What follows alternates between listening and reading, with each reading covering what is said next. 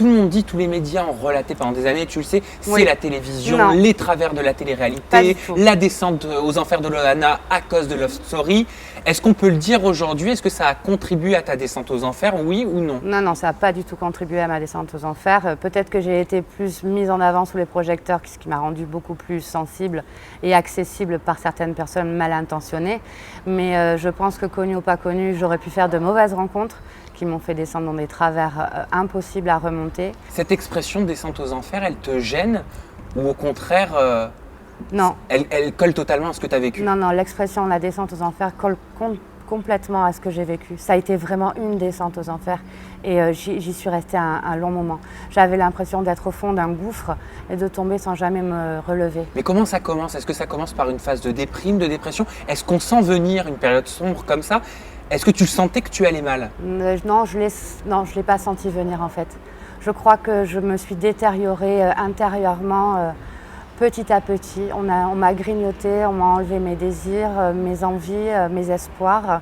C'est-à-dire on se nourrissait de ta célébrité, on se nourrissait de toi, tu avais des parasites autour de J'avais toi, ça beaucoup- ressemblait à quoi? Ouais, j'avais beaucoup de parasites autour de moi. Surtout, j'ai rencontré quelqu'un dont je suis tombée amoureuse, qui m'a fait plonger dans la drogue, qui m'a volé beaucoup d'argent. Et quand cette personne, j'ai porté plainte contre lui pour abus de faiblesse, en fait, je me suis rendu compte que tous les mots qu'il m'avait dit étaient faux durant toutes ces années et que tout ça, c'était du cinéma. Et j'ai perdu pied à partir de ce moment-là, quand je me suis rendu compte que tout ce qu'il m'avait dit était faux et j'avais l'impression que tout mon univers autour de moi était faux. Et du coup, j'ai perdu pied à partir de ce moment-là, d'où mes tentatives de suicide. Mais tu parles de quoi là? Tu dépeins le portrait d'un pervers narcissique Oui, que peut rencontrer de nombreuses jeunes femmes. Parce Voilà. que c'est vrai, c'est très actuel comme thème aujourd'hui. Exactement. Moi, ce qui m'est arrivé, ça arrive à de nombreuses personnes, de nombreuses jeunes filles.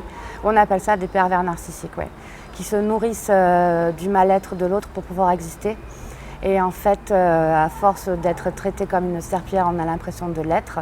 Et on perd complètement toute estime de soi-même et on veut en finir avec sa vie parce qu'on se trouve inutile et plus précieuse aux yeux des gens. Et du coup, on a envie de quitter cette vie. Mais pourtant, tu étais très entourée. Je veux dire, tu étais dans une période de ta vie où tu avais la notoriété, tu avais l'argent, tu avais ton appartement à Paris. Oui, j'avais tout, mais il me manquait. Déjà, j'avais cette profonde blessure de ne pas revoir ma fille depuis des années. Et j'étais seule en fait en étant à Paris. Mais comment on peut en arriver à vouloir mettre fin à sa vie? C'est une sensation étrange quand on se dit que c'est la dernière fois qu'on regarde le lever du soleil. On a envie de finir sa vie parce qu'on se sent inutile, parce qu'on se sent un poids pour sa famille. J'avais l'impression de faire du mal à ceux que j'aimais de par mon état et de s'en arriver à plus grand chose. J'avais plus de but dans ma vie. Donc pour moi, la vie ne valait plus la peine d'être vécue. Comment est-ce que tout se manifeste? Est-ce que c'était des prises de cachet, de l'alcool, de la drogue? Ça a été au tout début. En fait, je me suis taillé les veines. Et en fait, c'était plutôt de la scarification puisque, en fait, si tu veux, mon principe, c'était d'avoir plus mal physiquement qu'à l'intérieur. C'est-à-dire que j'avais une telle douleur à l'intérieur que je préférais la douleur physique à la douleur Tu avais besoin mentale. de quoi? Tu avais besoin de faire ressortir cette douleur? J'avais C'était une besoin d'avoir manifestation? mal physique. Ouais. Non, mais c'était pour moi personnellement. C'est très masochiste.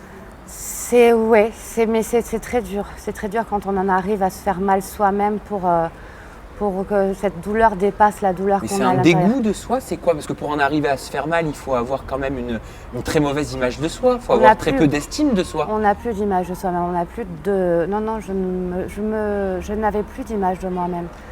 Et après, ça a fait parler avec les médicaments, bien sûr. De la prise énorme des médicaments avec beaucoup d'alcool. C'est violent la drogue sur le corps? C'était violent sur toi? Qu'est-ce que ça te procurait? La drogue, ça peut tuer quelqu'un, hein, mais au début, c'est enivrant.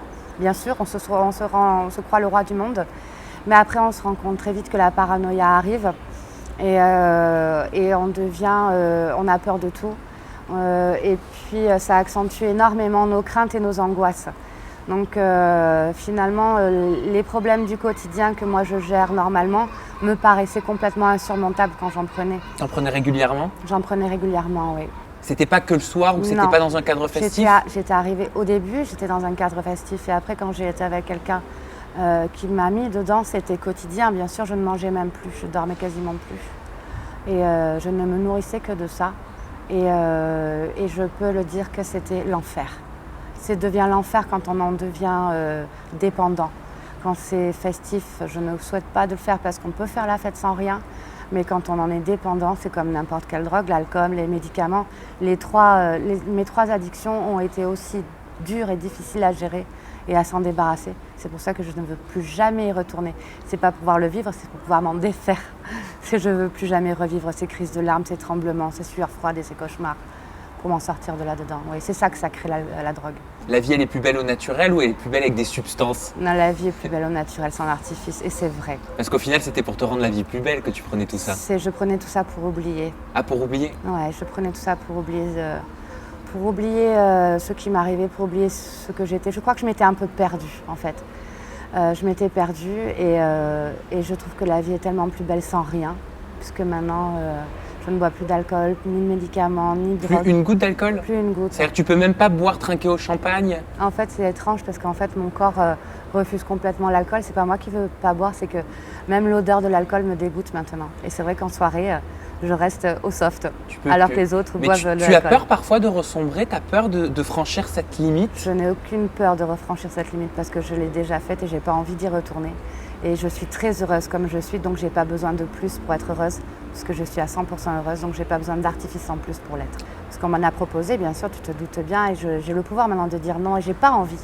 J'en ai ni l'envie, ni le reste, et je suis très fière de m'en être sortie, et vraiment, je n'ai aucune crainte, et j'ai énormément confiance en moi sur ce côté-là. Je retournerai plus jamais dans ces travers-là, vraiment.